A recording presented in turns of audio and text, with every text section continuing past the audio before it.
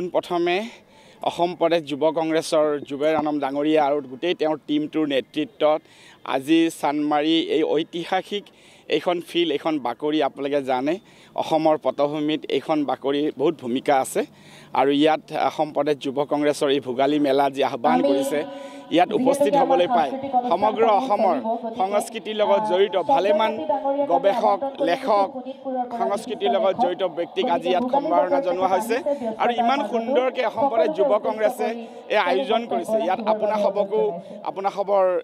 electronic media print মিডিয়াৰ সমূহ ভাতৃ বন্ধুক আপোনালোকৰ ভিউৱাৰ্ছ লাভাৰ্ছসকলক আপোনালোকৰ কৰ্মকৰ্তাসকলক এই সুযোগ পাই আপোনালোকৰ জৰিয়তে মই বিহু শুভেচ্ছা জনাইছোঁ অনাগত সময়ত বৰ অসমখন আমি যাতে শক্তিশালী কৰি ৰাখিব পাৰোঁ জাতি ধৰ্ম নিৰ্বিশেষে ভাৰতীয় জাতীয় কংগ্ৰেছ অসম চেপ্টাৰে অসম প্ৰদেশ যুৱ কংগ্ৰেছে অসমৰ নিপীড়িত যুৱ প্ৰজন্মক অসমৰ প্ৰত্যেকটো টেলেণ্টক যাতে যুৱ কংগ্ৰেছে আগুৱাই লৈ যাব পাৰে অসমৰ সত্যনিষ্ঠ আন্দোলনক যুৱ কংগ্ৰেছে যাতে প্ৰতিষ্ঠা কৰিব পাৰে এজন প্ৰাক্তন যুৱ কংগ্ৰেছ সভাপতি হিচাপে এইটো আশা কৰিছোঁ আৰু আজি আকৌ এবাৰ আৰু এটা কথা ইয়াৰ লগতে নাছিল যদিও কৈ দিছোঁ যিহেতু ন্যায়ালয়ে যিটো এটা বাধ্যবাধকতা চলি আছিলে পঞ্চায়ত নিৰ্বাচনৰ আপোনালোকে নিশ্চয় গম পায় পঞ্চায়ত নিৰ্বাচনক লৈ আজি কেইটামান দিনৰ পৰা আমি খুব দুমোজাত পৰি আছিলোঁ আৰু আজি কিছু ঘণ্টা আগত যেতিয়া ন্যায়ালয়ে ইয়াৰ দুৱাৰটো মুকলি কৰি দিলে আমি এতিয়া ইয়াৰ কাৰণে সাজু হ'বলৈ হ'ল ভাৰতীয় জাতীয় কংগ্ৰেছ কেইটামান সময়ৰ পৰা আমি পঞ্চায়ত নিৰ্বাচনৰ কাৰণে সম্পূৰ্ণভাৱে সাজু হৈ আছোঁ আৰু আজিৰ পৰা আৰু দুৱাৰটো মুকলি হ'ল আজি বিহুৰ প্ৰাক মুহূৰ্তৰ দিনাই আমি এই খবৰটো পাই সঁচাকৈ আনন্দ লাভ কৰিছোঁ আৰু আমাৰ সমগ্ৰ অসমত গাঁৱে ভূঞে ভাৰতীয় জাতীয় কংগ্ৰেছে জঁপিয়াই পৰিব আৰু আমি খুব ভাল টেলেণ্ট থকা আমাৰ টিকট পাৰ্টিসকলক আগুৱাই লৈ যায় ভাৰতীয় জাতীয় কংগ্ৰেছৰ পতাকাৰ তলত আমি যাতে জনসাধাৰণৰ সেৱাৰ বাবে উপযোগীকৈ গঢ়ি তুলিব পাৰোঁ আৰু আমি কেইটামান দিনৰ পৰা সঁচাকৈ প্ৰস্তুত হৈ আছিলোঁ আজি 2-3টা দিনত কেইটামান দিনত আমি খুব দুমোজাত পৰি আছিলোঁ আৰু আজি এই খবৰটো পাই আমাৰ ভাৰতীয় জাতীয় কংগ্ৰেছৰ প্ৰত্যেকজন কৰ্মী উৎফুল্লিত হৈছে আৰু আপোনালোকৰ জৰিয়তে এই মনৰ ভাৱটো আপোনালোকৰ জৰিয়তে প্ৰকাশ কৰিলোঁ আৰু মোৰ ভাতৃ নেকিব লগত আছে মই আশা কৰোঁ অসমৰ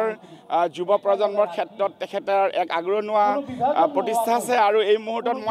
মই বিচাৰোঁ নেকিবে এটা একলি গীত গাই দিলে আমাৰ সকলোৱে সুখী হ'ব বিহুৰ সময়ত ধন্যবাদ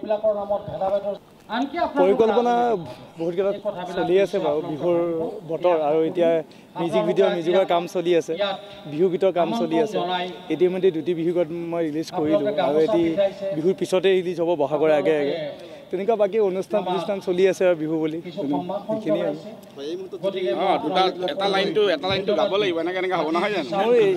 কালি বাৰু এটা ৰিলিজ কৰিলোঁ সেইটোকে অলপ মই গুণগুণাই দিছোঁ অলপ আগত মই গাইছিলোঁ এই মানুহখিনি এৰিব নালাগে মই এটা জাতিৰ প্ৰতিনিধি হিচাপে এই কথাখিনি কৈছোঁ সেইখিনি আপোনালোকে মনত ৰাখি আগবাঢ়ি যাব বুলি মই আশা কৰিলোঁ সাহিত্য সংস্কৃতিয়ে জীৱনটোত মানুহক বুজাবুজিৰ ক্ষেত্ৰত সহায় কৰে একেলগে থকাৰ কুলিয়ে কান্দিলে হাই হাই গছৰে ডালতে নাহৰ ফুল ফুলিলে হাই হাই পদূলিৰ মুখতে কুলিয়ে কান্দিলে হাই হাই গছৰে ডালতে নাহৰ ফুল ফুলিলে হাই হাই পদূলিৰ মুখতে নাচনী খোপাতে কপৌ ফুল গুজি লৈ বিহু এফাকি ধৰো যেন লাগে সঞ্জয় কুমাৰ জাতি ডাঙৰীয়া